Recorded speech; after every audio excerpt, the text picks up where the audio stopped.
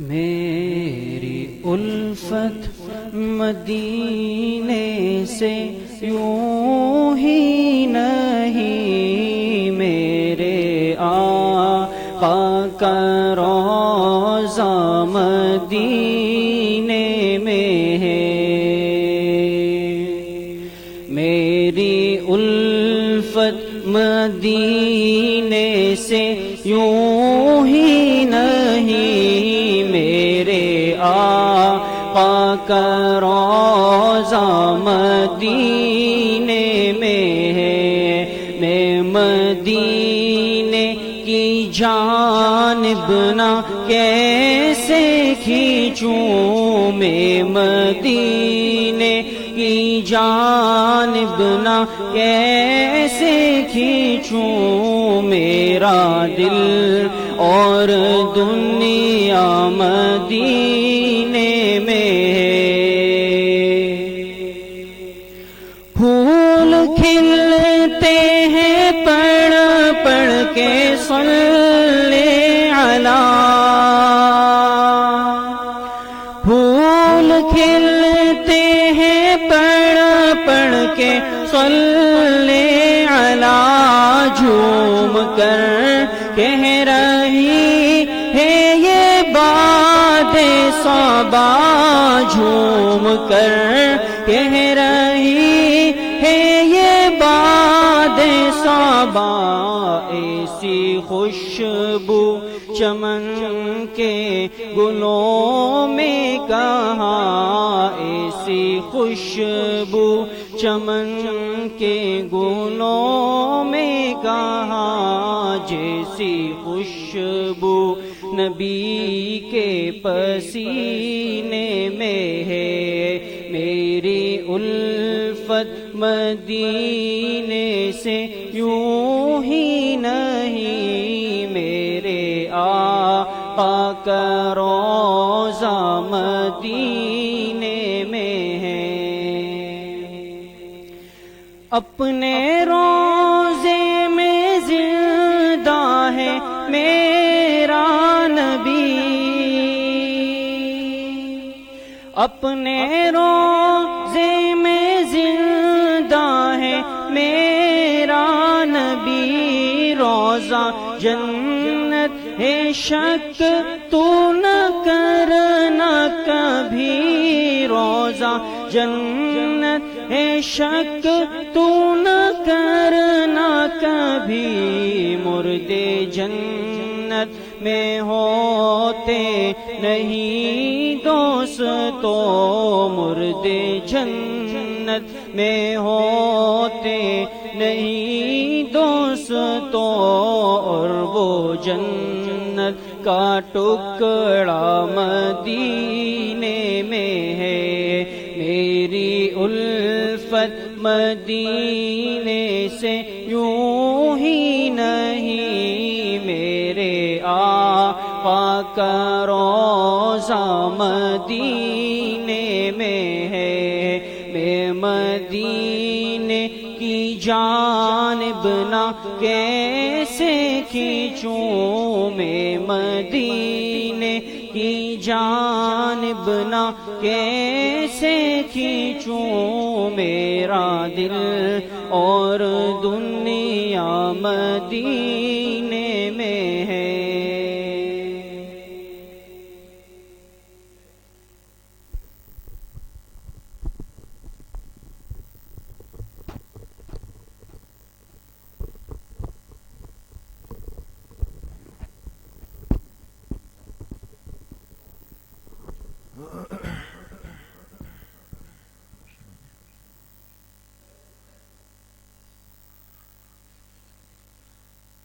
بسم الله الرحمن الرحيم.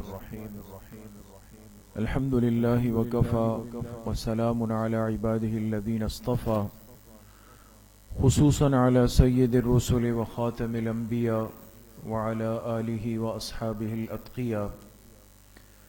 أما بعد، فأعوذ بالله من الشيطان الرجيم. بسم الله الرحمن الرحيم. لقد جاءكم رسول من أنفسكم عزيز عليه ما عنتم حريص عليكم بالمؤمنين رؤوف رحيم. وقال رسول الله صلى الله عليه وسلم إنما بعثت معلما يا رب صل وسلم دائما أبدا على حبيبك خير الخلق كلهم. تمام حضرات ایک مرتبہ محبت سے درود شریف پڑھ لیں. اللهم صل على محمد وعلى آل محمد كما صليت على إبراهيم وعلى آل إبراهيم إنك حميد مجيد. اللهم بارك على محمد وعلى آل محمد كما باركت على إبراهيم وعلى آل إبراهيم إنك حميد مجيد. میرے انتہائی قابل قدر دوستوں، بھائیوں اور بزرگوں، الحمدللہ دو مبارک سلسلوں کے بعد سیرت طیبہ اور اسوہ حسنہ کے بعد آج ہم ایک تیسرے سلسلے تاریخ اسلام کی مجلس میں سب جمع ہیں. اللہ تعالیٰ آپ سب کے اس آنے کو، اس بیٹھنے کو، سننے اور سنانے کو اپنی بارگاہ عالیہ میں قبول فرمائے اور ہم سب حاضرین و حاضرات، سامعین و سامعات کے ظاہر و باطن کی اصلاح کا ذریعہ بنائیں. پچھلے ہفتے بات شروع ہوئی تھی تاریخ اسلام پر اور وہ ہماری پہلی مجلس تھی. آج کی جو مجلس ہے وہ انشاءاللہ ہماری تاریخ اسلام کی مجلس نمبر 2 ہے، دوسری مجلس ہے. ایک مسلمان کے لیے اپنی اسلامی تاریخ سے واقف رہنا، واقفیت حاصل کرنا کس قدر ضروری ہے اور کیوں ضروری ہے، اس پر آپ حضرات کے سامنے کچھ معروضات پیش ہو چکی ہے. پچھلی مجلس میں آپ سے عرض کیا تھا کہ اگر ہم بالکل اس موضوع کو آسان کرنا چاہیں، اس لیے کہ تاریخ تو ایک بہت ہی پھیلا ہوا موضوع ہے، لیکن ہم اگر اس کو آسان کرنا چاہیں تو تاریخ کے 3 حصے بنا سکتے ہیں. جی 3 حصے تاریخ کے بن سکتے ہیں. پہلا حصہ وہ کہلائے گا جاہلیت اولا کا، دوسرا حصہ کہلائے گا زمانہ اسلام کا، اور تیسرا حصہ کہلائے گا جاہلیت ثانیہ کا. آپ سے عرض کیا تھا کہ اولا کے معنی کس کے آتے ہیں؟ پہلے کے آتے ہیں نا. ایک جاہلیت کا زمانہ وہ ہے جو اسلام سے پہلے گزر چکا ہے، حضور علیہ الصلوۃ والسلام کی بعثت سے پہلے گزرا ہے. اس زمانے کو کیا کہتے ہیں؟ جاہلیت اولا کہتے ہیں. اور اس کا زمانہ حضور علیہ الصلوۃ والسلام کی بعثت سے پہلے ہے. ابھی آپ کو نبوت ملی نہیں تھی. آپ جس ماحول اور جس معاشرت میں تشریف لائے دنیا میں، وہ جاہلیت اولا کا دور تھا. دوسرا حصہ جو تاریخ کا ہے وہ اسلام کا ہے، اور یہ اس کائنات کا سب سے حسین اور خوبصورت زمانہ ہے کہ اس کائنات کو ایک طویل عرصے بعد اللہ پاک نے حقیقی نجات اور کامیابی کا راستہ دکھایا. اور وہ کس شکل میں تھا؟ اسلام کی شکل میں تھا. یہ حضور علیہ الصلوۃ والسلام کی بعثت کے بعد کی بات ہے. تیسرا حصہ ہوگا تاریخ کا جاہلیت ثانیہ. ثانیہ کہتے ہیں کس کو؟ دوسرے کو، آخری کو. آخری زمانہ جب آئے گا اس امت پر تو آپ علیہ الصلوۃ والسلام نے فرمایا کہ پہلی جاہلیت والی ساری باتیں عود کر کے آ جائیں گے. لوگ ان تمام خرابیوں اور بیماریوں میں دوبارہ گر جائیں گے جیسے پہلے جاہلیت کے اندر گرے ہوئے تھے. تو اس کو کیا کہیں گے؟ جاہلیت ثانیہ. پچھلی مجلس میں بات ہوئی جاہلیت اولا سے متعلق کہ آپ علیہ الصلوۃ والسلام جس ماحول میں، جس زمانے میں تشریف لائے، اس وقت کیا حالت تھی، کیا کیفیت تھی، دنیا کا نقشہ کیا تھا، حکومتیں کیا تھی، مذاہب کیا تھے، آپ کے ذہن میں ہونا چاہیے. اس پر ہم تفصیل سے بات کر چکے ہیں. اسی ماحول میں اللہ پاک نے کرم فرمایا اور اپنے آخری پیغمبر، اولین و آخرین کے سردار، محبوب کائنات حضرت محمد الرسول اللہ صلی اللہ علیہ وسلم کی بعثت ہو گئی، پیدائش ہو گئی. آپ دنیا کے اندر تشریف لے آئے. آپ جب تشریف لائے دنیا میں تو آپ کی ولادت اور آپ کا بچپن یہ کیسا تھا، کہاں گزرا، آپ کے ذہن میں ہوگا کہ پچھلی مجلس میں ہم اس پہ بات کر چکے ہیں. یاد ہے آپ کے ذہن میں ہے نا؟ آپ جب پیدا ہوئے تو کچھ دن آپ کو آپ کی والدہ نے دودھ پلایا. پھر ایک باندی تھی حضرت ثویبہ، انہوں نے 3 دن دودھ پلایا. پھر آپ علیہ الصلوۃ والسلام کو ایک علاقے کی عورتیں آتی تھی، بچوں کو دودھ پلانے لے جاتی تھی. اس علاقے کا نام کسی کو یاد ہے آپ میں سے؟ بنو سعد قبیلہ، بنو سعد. اس بنو سعد سے عورتیں آئی، اور اس میں سے جس عورت کے نصیب اللہ پاک نے جگائے ان کا نام کیا تھا؟ حضرت حلیمہ سعدیہ رضی اللہ عنہا. وہ آپ کو لے گئی، آپ کی رضاعت وہیں پر ہوئی، پھر واپس لائی، پھر واپس لے گئی، اس لیے کہ آپ کے وجود کی جب برکات انہوں نے دیکھی وہاں پر، تو واپس آ کر آپ کے والدہ سے حضرت آمنہ سے درخواست کی کہ یہ بچہ ہمیں 2 سال کے لیے پھر دے دیجیے، اس کی جو برکتیں ہیں اس نے تو ہمیں چمکا دیا ہے. 2 سال کی اجازت لے کر پھر ان کو واپس لے گئے. وہ تفصیلات بہرحال آپ حضرات کے سامنے آ چکی ہے، اس کی طرف دوبارہ نہیں جا سکتے. آپ کا بچپن بنو سعد میں گزرا، اور 6 سال کی عمر تھی کہ آپ دوبارہ مکہ مکرمہ واپس آ گئے. مکہ مکرمہ آنے کے بعد آپ اپنی والدہ کے ساتھ گئے کہاں؟ اپنے والد حضرت عبداللہ کی قبر پہ. اور حضرت عبداللہ کی قبر کہاں پر ہے؟ مدینہ کے قریب ہے. اس قبر پہ حاضری دینے کے بعد آپ کی والدہ آپ کو لے کر واپس آ رہی تھی. بدر کے قریب ایک مقام ہے ابوا. اس ابوا میں حضرت آمنہ کی طبیعت اچانک خراب ہو گئی، اور اسی جگہ پر حضرت آمنہ کا بیچ راستے میں دوران سفر انتقال ہو گیا. تو 6 سال آپ علیہ الصلوۃ والسلام کی عمر مبارک تھی، اور آپ کے سر سے والدہ کا سایہ بھی چلا گیا. والد تو پہلے نہیں تھے، والدہ بھی چلی گئی. اپنے دادا حضرت عبد المطلب کی کفالت میں آئے، اور مزید 2 سال گزرے تھے. 8 سال عمر ہوئی تو عبد المطلب بھی دنیا سے رخصت ہو گئے. اب آگے کی کفالت کس نے کی؟ آپ کے چچا حضرت ابو طالب نے، جو حضرت علی رضی اللہ عنہ کے والد ماجد ہیں، اور انہوں نے آپ کی بھرپور خدمت اور اکرام کیا ہے. 8 سال سے حضرت ابو طالب کی کفالت کے اندر آپ آ گئے. یہ آپ کا ایک بچپن ہے. آج جو ہم بات کریں گے، آج کی مجلس کا جو موضوع ہے جو آپ نے ذہن میں رکھنا ہے، اس میں ہمیں 4 باتیں عرض کرنی ہیں. کتنی باتیں؟ 4. پہلی بات آپ علیہ السلام کا لڑکپن و جوانی. دوسرا، آپ علیہ الصلوۃ والسلام نے 2 اہم سفر کیے ہیں. تیسری بات، آپ علیہ السلام کا پہلا نکاح کب ہوا، کس کے ساتھ ہوا. اور چوتھی بات ہوگی کہ آپ علیہ السلام کو نبوت دے دی گئی. سمجھ میں آ گئی؟ 4 باتیں. پہلی بات، آپ علیہ السلام کا لڑکپن اور جوانی کیسے گزری، کہاں پر گزری.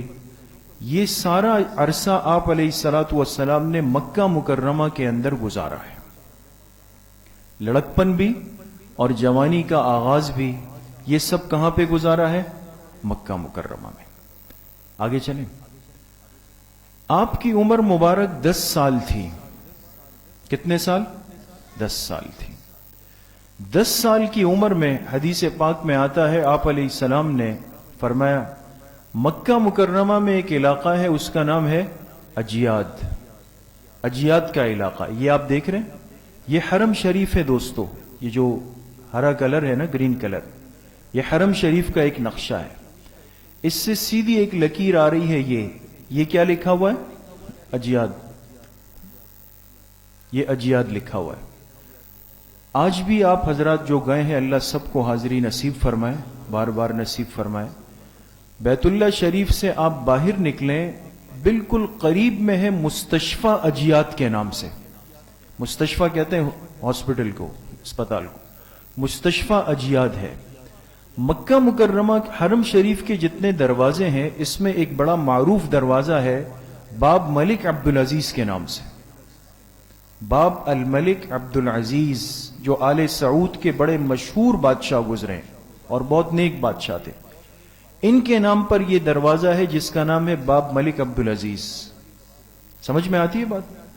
آپ اس دروازے سے نکلیں اور بالکل سیدھ میں جب جائیں گے تو یہ علاقہ آئے گا کون سا؟ حجیات کا. اس لیے ہمارے بزرگ اور اللہ والے جتنے ہیں وہ جب مکہ مکرمہ جاتے ہیں تو صرف اس برکت کے حصول کے لیے اجیات کے علاقے میں جاتے ہیں کہ یہ وہ علاقہ ہے جہاں آپ علیہ السلام نے بچپن میں بکریاں چرائی. تو 10 سال کی عمر تھی آپ نے اس اجیات کے علاقے میں بکریاں چرائی، جو عرب معاشرے کی ایک ترتیب تھی. باقی رہی یہ بات کہ اللہ پاک نے آپ سے بکریاں کیوں چروائی، اس پر ہم سیرت میں تفصیل سے بات کر چکے ہیں. اس کو ہٹا دیں کہ اس میں کیا حکمتیں تھی. تو یہ وہ اجیات کا علاقہ ہے، یہاں آپ علیہ الصلوۃ والسلام نے 10 سال کی عمر میں بکریاں چرائی ہے. جی، آپ کی عمر مبارک ہوئی 12 سال. کتنی ہوئی؟ 12 سال. دیکھیں ہر چیز ذہن میں رکھیں، ترتیب سے ہم جا رہے ہیں. سمجھ گئے؟ والدہ کا انتقال کتنے سال کی عمر میں ہوا؟ 6 سال. دادا کا انتقال 8 سال. بکریاں کتنے سال کی عمر میں چرائے؟ 10 سال. 12 سال عمر ہوئی اور آپ کس کی کفالت میں ہیں؟ اپنے چچا حضرت ابو طالب کی. تو عرب کا ایک اصول یہ تھا کہ یہ لوگ سفر کرتے تھے، سردیوں میں الگ اور گرمیوں میں الگ. سردیوں میں یمن کی طرف جاتے تھے، گرمیوں میں شام کی طرف جاتے تھے.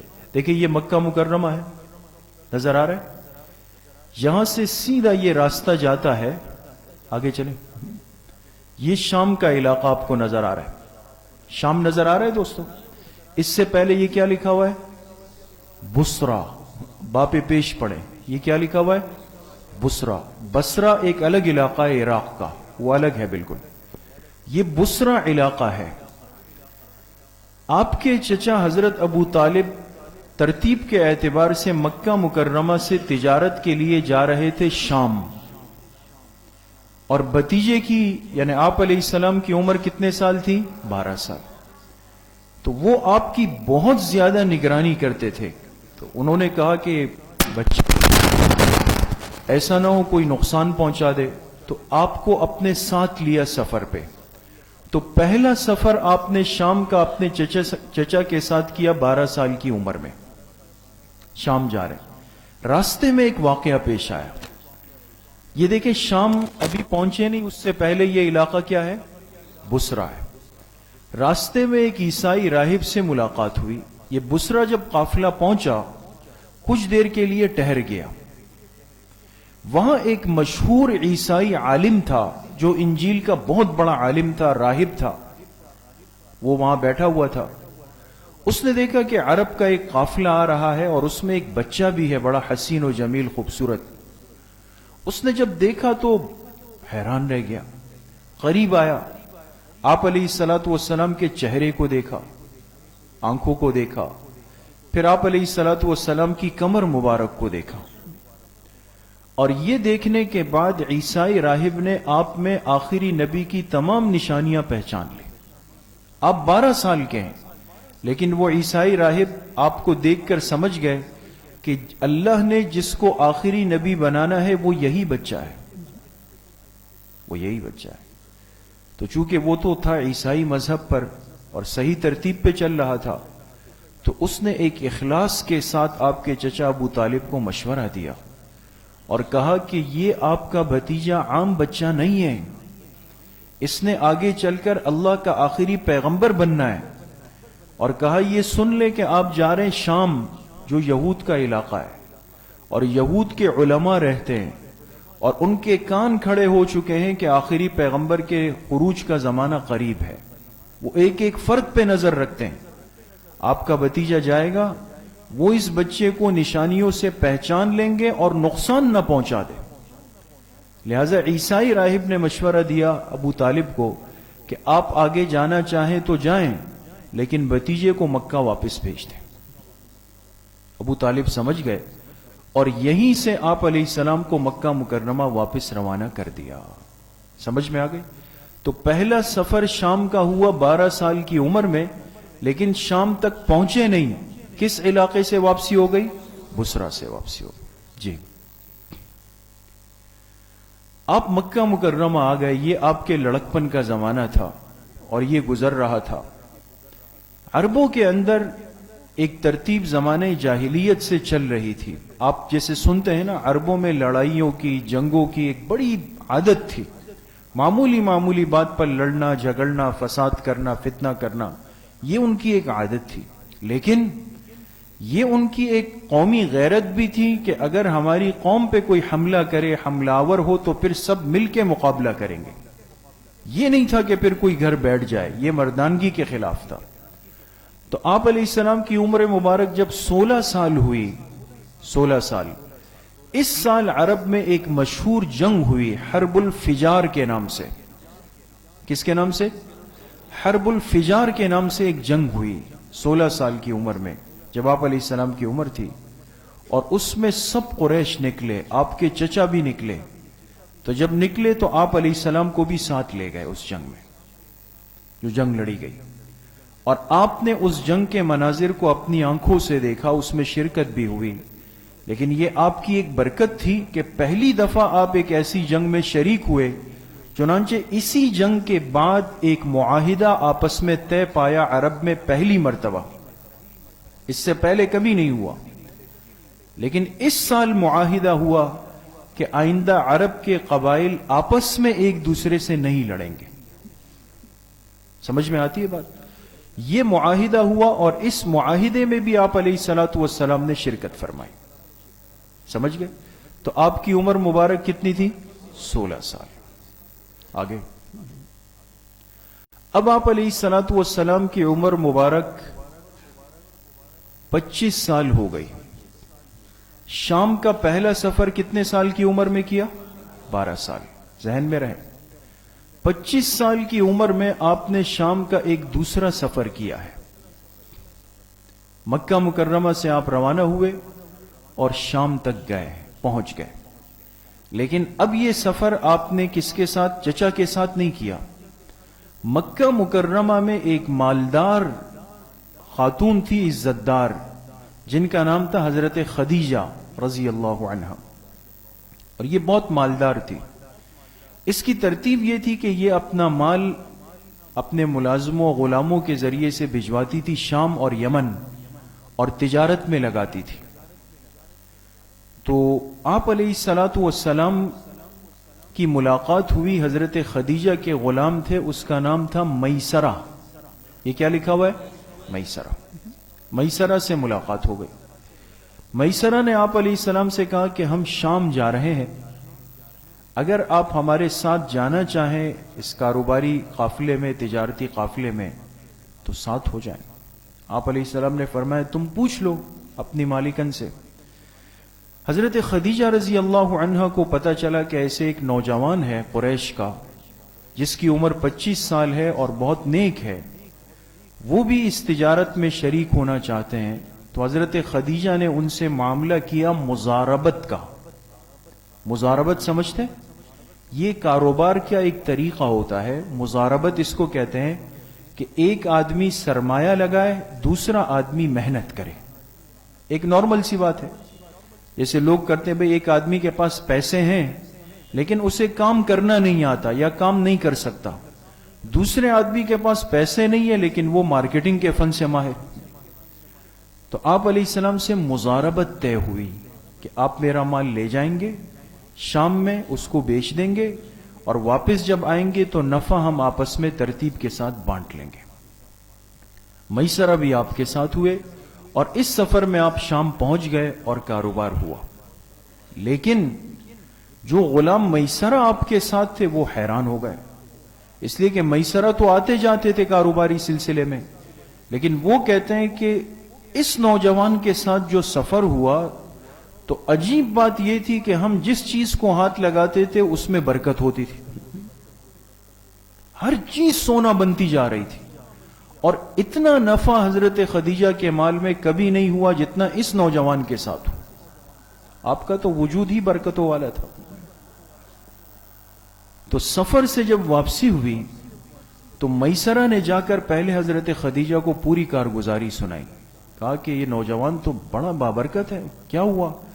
کہا اتنا فائدہ ہوا، اتنی برکت، اور کوئی پریشانی نہیں ہوئی۔ حضرت خدیجہ بڑی سمجھدار خاتون تھی، ان کی عمر تھی 40 سال.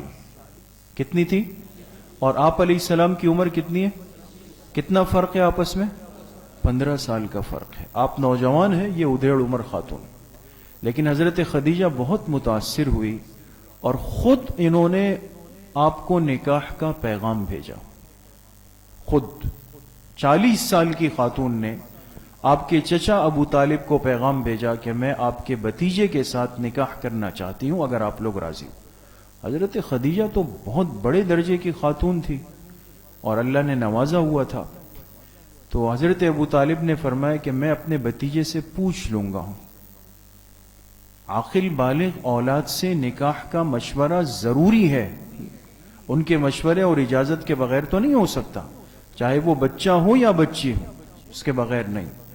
اور دوسری بات یہ بھی آپ کی سمجھ میں آ گئی کہ جو ہمارے ہاں ایک تصور، ایک رسم بنا ہوا ہے کہ نکاح کا پیغام لڑکے والے ہی بھیجیں گے، لڑکی والے بھیجے تو عیب سمجھتے ہیں، برا سمجھتے ہیں. ایسا نہیں ہے. اگر کسی کے گھر بچی ہے، عاقلہ بالغہ ہو گئی، اور آپ کو کوئی نوجوان، کوئی بچہ خاندان میں یا قریب میں اچھا لگے تو ان کے ماں باپ سے بات کرنے میں کوئی حرج نہیں ہے. دوستو، آپ علیہ السلام کا پہلا نکاح ہوا ہی اسی ترتیب پہ کہ پیغام سامنے سے آیا.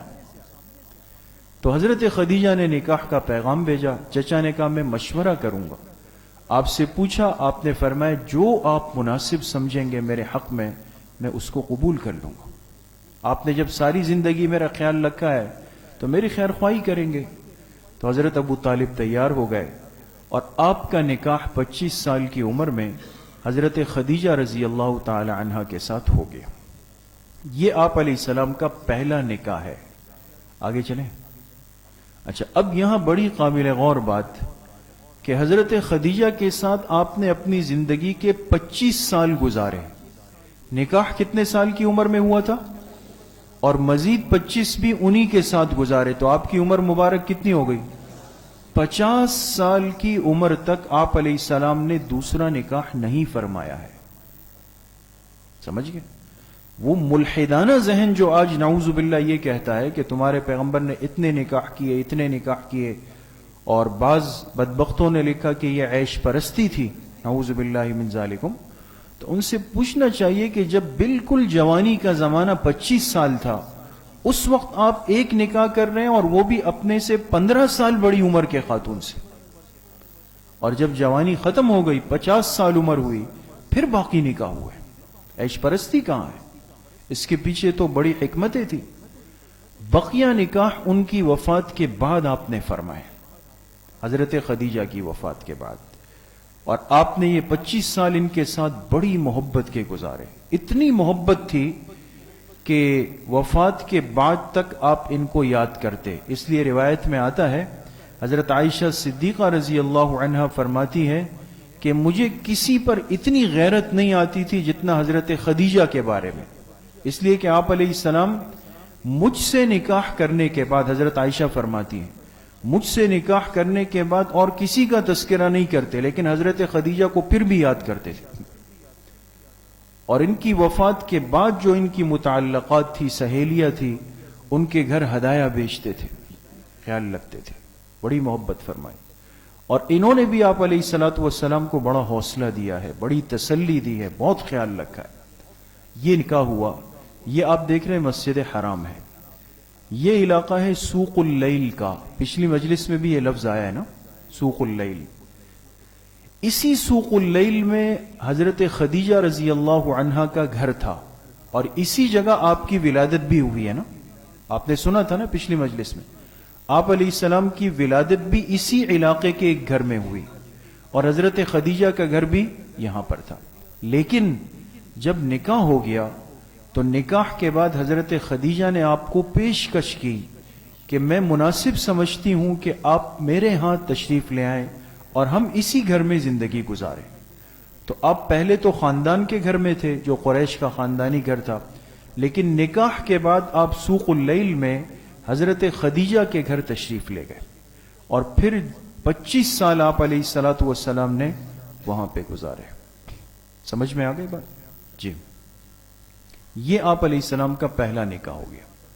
25 साल की उम्र में। आपकी उम्र मुबारक हो गई 35 साल।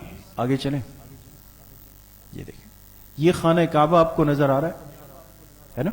ये तो खैर तस्वीर पुरानी जरूर है, लेकिन 100 साल पुरानी हो सकती है।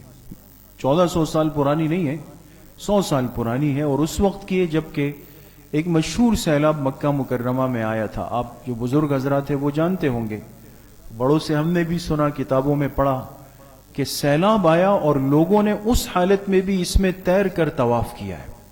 तवाफ नहीं रुका है बैतुल्लाह शरीफ का, ये अल्लाह का घर है। 35 साल आपकी जब उम्र हुई हुजूर अलैहिस्सलाम की, तो खाना काबा की ये इमारत बहुत बोसीदा हो गई थी। अक्सर सैलाब आते थे और इसकी इमारत की बुनियाद कच्ची होती चली जा रही थी। तो कुरैश के सरदारों ने बैठकर फैसला किया कि अब खाना काबा की बोसीदा इमारत की तामीर की जाए, लेकिन एक वादा लिया सबसे कि हलाल माल से तामीर का एहतिमाम होगा। मुसलमान नहीं थे, मुशरिक थे, बुत परस्त थे, लेकिन ये आपस में वादा लिया एक दूसरे से कि तामीर में कौन सा माल इस्तेमाल करेंगे? हलाल माल। ये उनकी गैरत ने गवारा नहीं किया, हलाल माल से तामीर करेंगे। चुनांचे ये तामीर का काम शुरू हुआ। ये खाना काबा है और ये इसके 4 कोने हैं। ये रुकन हजर अस्वद है, रुकन हजर अस्वद। हजर अस्वद यहां पर एक पत्थर है, आगे बात आ रही है। आप जानते हैं कि जब हज या उम्रे पर जाने वाला तवाफ के लिए नीचे उतरता है तो तवाफ का अमल कौन से कोने से शुरू होता है? हजर अस्वद से शुरू होता है दोस्तों। यहां से शुरू होता है और पीछे से पूरा घूम के फिर यहां पे पहला चक्कर पूरा होता है। तो 4 कोने हैं, इसको रुकन हजर अस्वद भी कहते हैं। और इसकी सीध में जो मुल्क आता है वो है अम्मान। कौन सा मुल्क है? अभी आगे नक्शे में आ जाएगा दोस्तों। और वहां एक अहम बात भी मैंने अर्ज करनी है। फिर दूसरा कोना रुकन शामी है, तीसरा कोना रुकन इराकी है, चौथा कोना रुकन यमानी है। आप अगर गौर कर रहे हैं, ये मुल्कों के नाम है ना जी। आगे चले, अब ये देखें, अब आपको अच्छी तरह समझ आएगा। ये गोया पूरा जजीरतुल अरब का नक्शा है आपके सामने। आगे देखें, अब ये बीच में खाना काबा आ गया ना दोस्तों। अब इसके 4 कोने, ये आगे चले, ये कोना जो है ना, ये हजर अस्वद की तस्वीर आ रही है। ये हजर अस्वद वाला कोना है। ये सीध में आ रहा है किस मुल्क की तरफ? अम्मान की तरफ। अम्मान की तरफ आ रहा है। अच्छा, दूसरा कोना ये है, ये इराक की तरफ, इसलिए इस कोने को क्या कहते हैं? रुकने इराकी। ये कोना जो है ये जा रहा है शाम की तरफ, इसलिए इस कोने को क्या कहते हैं? रुकने शामी। और ये कोना जो है ये आता है किसकी तरफ? यमन की तरफ, इसलिए इसको क्या कहते हैं? रुकने यमानी कहते हैं। ये बात समझ में आ गई दोस्तों आप लोगों को? 4 कोने आप समझ गए? समझ गए? अब जो अहम बात मैं अर्ज करना चाहता हूं, हम जो पाकिस्तान में नमाज पढ़ते हैं, हर मस्जिद का रुख खाना काबा की तरफ है। लेकिन आप में से किसी को यह बात पता है कि हम जिस खाना काबा की रुख पे नमाज पढ़ते हैं, हमारा रुख इन 4 कोनों में से किस कोने की तरफ है? जी जोर से, शाबाश। एक साथी ने अम्मान कहा, उन्होंने भी सही कहा। एक ने हजर अस्वद कहा, उन्होंने भी। हमारी एक खुशनसीबी और सआदत यह है कि हमारा रुख खाना काबा के जिस कोने की तरफ है वो कौन सा कोना है? हजर अस्वद वाला कोना है दोस्तों। एक सआदत तो हम अहले पाकिस्तान की ये है, और दूसरी सआदत मैंने सीरत तैयबा में अर्ज की थी दोस्तों, अगर किसी को याद हो तो कोई बता सकता है जी? कि जनाब रसूलुल्लाह सल्लल्लाहु अलैहि वसल्लम क़ब्र अथर में जो आराम फरमा है, तो हमारे पाकिस्तान का रुख आपके कदम मुबारक की तरफ है, आपके पैरों की तरफ है। इस पर अल्लाह का शुक्र अदा करना चाहिए। तो ये खाना काबा के 4 कोने हो गए जी। अच्छा, ये तामीर का अमल जब शुरू हुआ और हलाल माल से तामीर की, तामीर जब मुकम्मल हुई, ये आप देख रहे हैं हजर अस्वद है, ठीक है। ये वो पत्थर है जो जन्नत से लेकर फरिश्ते आए हैं, और इस कोने में जिब्रील अलैहिस्सलाम ने इसको नस्ब किया है। حدیث پاک میں آتا ہے جب یہ آیا تو بالکل سفید تھا، اور فرمایا اس انسان کے گناہوں نے اس کو سیاہ کر دیا ہے. انسان جب اس کو بوسہ دیتا ہے تو یہ اس کو جذب کر لیتا ہے اندر. اللہ سب کو اس کے بوسے کی فضیلت نصیب فرمائے. اور حدیث پاک میں آتا ہے جس نے حجر اسود کو بوسہ دیا تو ایسا ہے جس نے اللہ کے ساتھ مصافحہ کر لیا. یہ حجر اسود والا کونا ہے. جب تعمیر پوری ہوئی تو ظاہر سی بات ہے کہ تعمیر کے لیے پوری عمارت گرائی گئی اور حجر اسود کو یہاں سے نکال کر کونے پر رکھا گیا. اب تعمیر پوری ہو گئی. اب عرب تھے نا، دماغ میں تیزی سختی بہت زیادہ تھی، گرمی. اب شیطان نے دماغ میں ایک وسوسہ ڈال دیا. حجر اسود کے رکھنے پر ایک بدترین تنازع ہوا. اب چونکہ مختلف قبائل تھے، جب رکھنے لگے تو ایک قبیلے نے کہا بھئی یہ تو ہمارا سردار رکھے گا، دوسرے نے کہا ہمارا سردار، تیسرے نے کہا ہمارا. اس پہ لڑائی ہو گئی.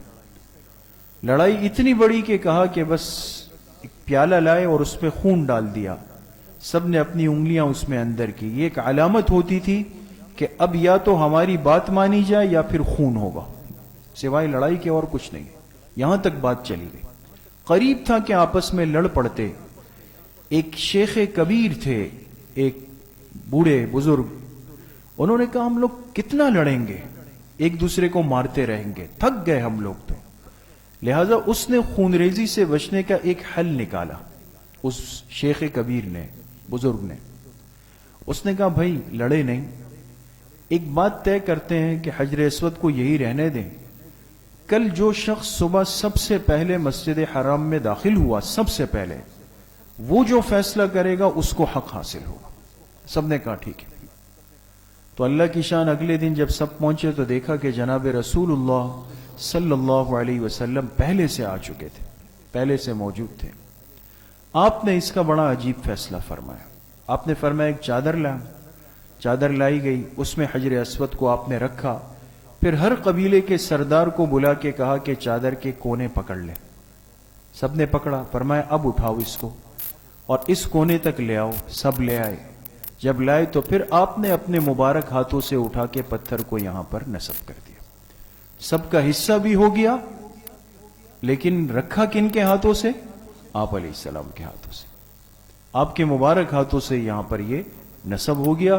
تو ایک بہت بڑا فتنہ جو بننے والا تھا وہ آپ علیہ السلام کی برکت سے اللہ پاک نے ختم کر دیا. جی، یہ آپ دیکھ سکتے ہیں حجر اسود کی تصویر. میں ہمیشہ ایک بات ساتھیوں سے عرض کرتا ہوں کہ دیکھیں یہ جو بالکل سیاہ، یہ چاندی کا حلقہ ہے جو عرب حکومت نے بنایا اور اس کے بیچ میں پتھر. لیکن یہ پورا حجر اسود نہیں ہے دوستو، اس لیے کہ حجر اسود پر کئی حالات گزرے. یہ توڑا گیا ہے، ٹوٹا ہے، اور اس کے ٹکڑے ٹکڑے ہوئے ہیں. اس لیے اس میں بیچ بیچ میں ٹکڑے جو ہیں، اگر انسان جب اپنے لب رکھتا ہے بوسہ دینے کے لیے تو محسوس ہوتا ہے ابھرے ہوئے پتھر. وہ پتھر اصل میں حجر اسود کے پتھر ہیں، ٹکڑے ہیں. تو اس کو بوسہ دینا حجر اسود کو بوسہ دینا کہلاتا ہے دوستوں.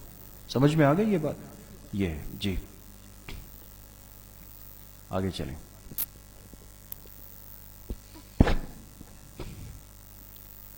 پینتیس سال کی عمر میں خانہ کعبہ کی جدید تعمیر ہو گئی. سمجھ رہے ہیں بات کو؟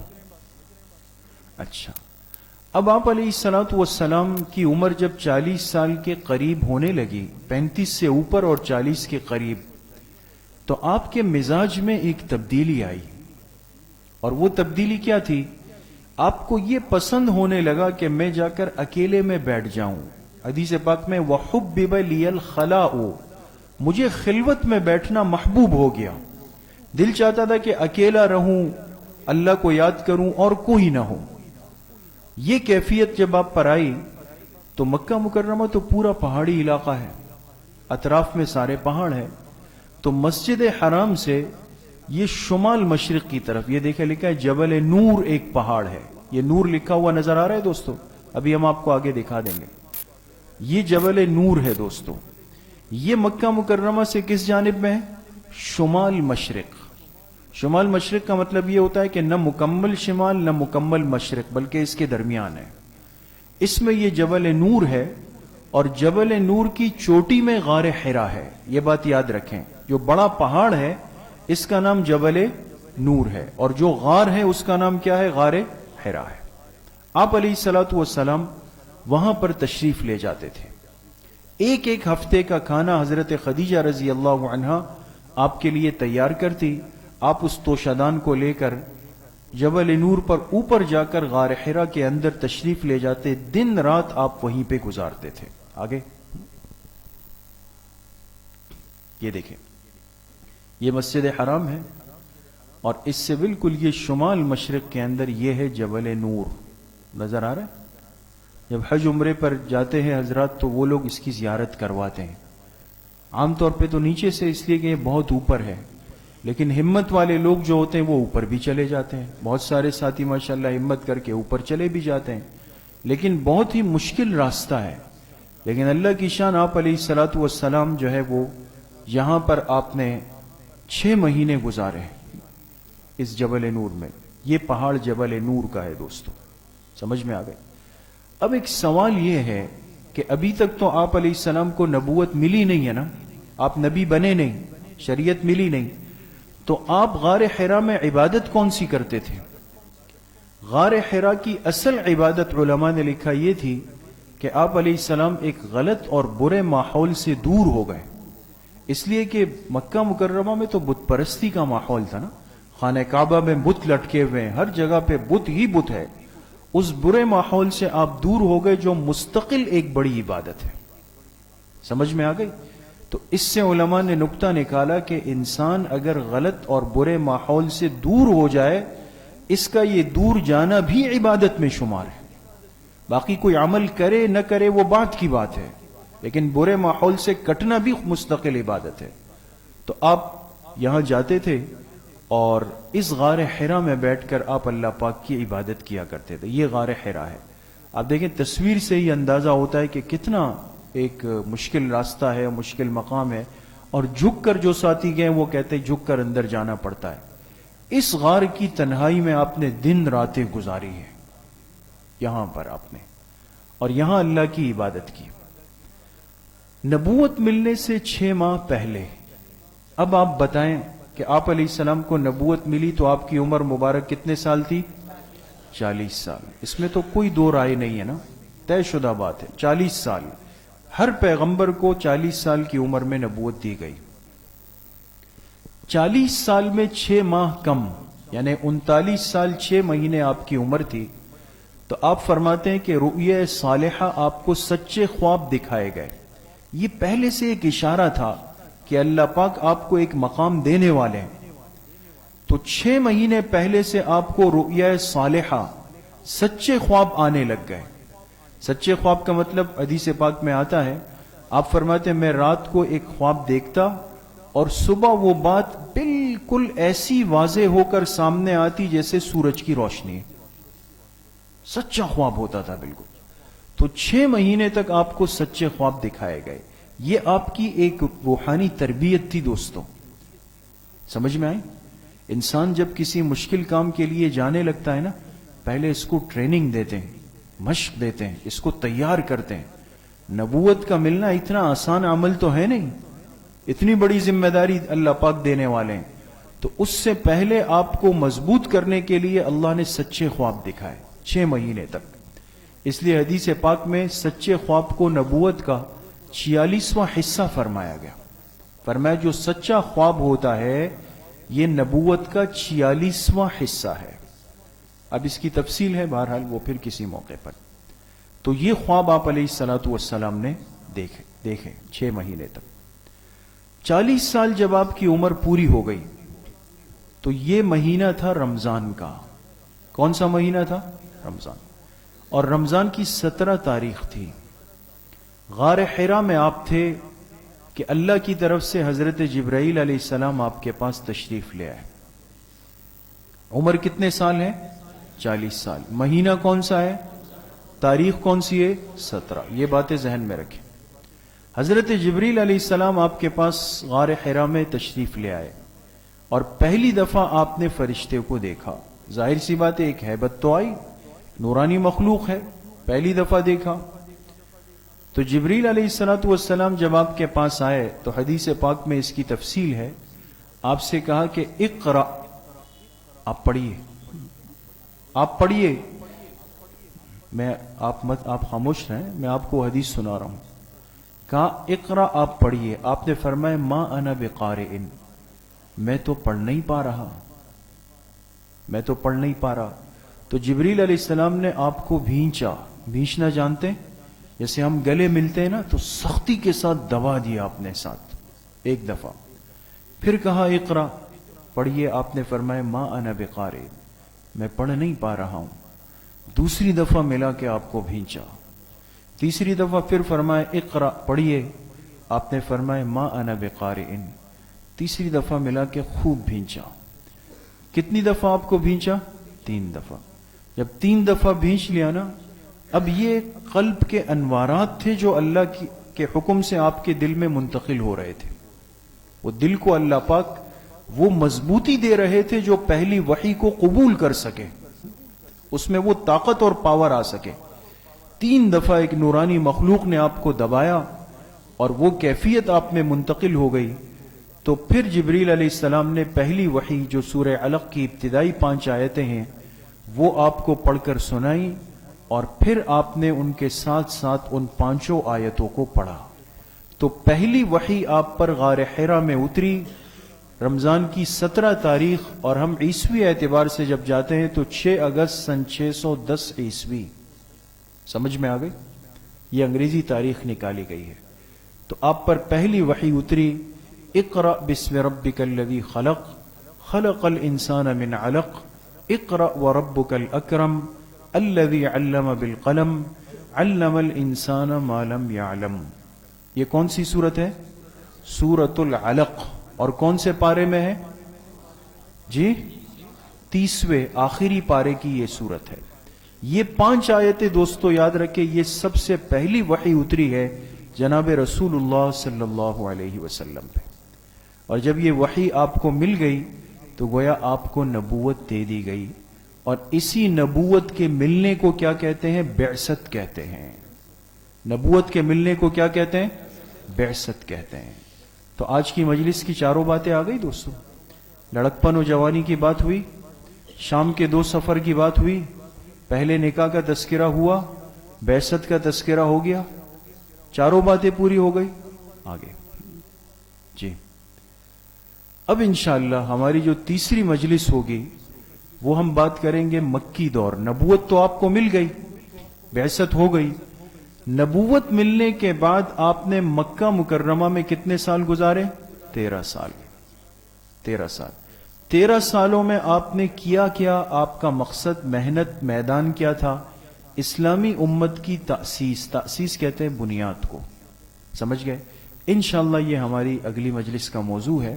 اللہ پاک مجھے بھی آپ سب کو صحیح عمل کی توفیق نصیب فرمائے. وآخر دعوانا ان الحمد للہ رب العالمین.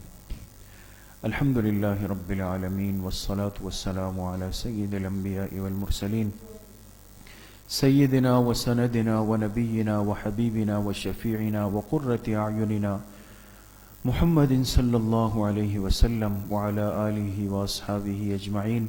یا اللہ یا ارحم الراحمین، ہمارے صغیرہ کبیرہ ظاہراً باطناً ہر طرح کے گناہوں کو معاف فرما دے.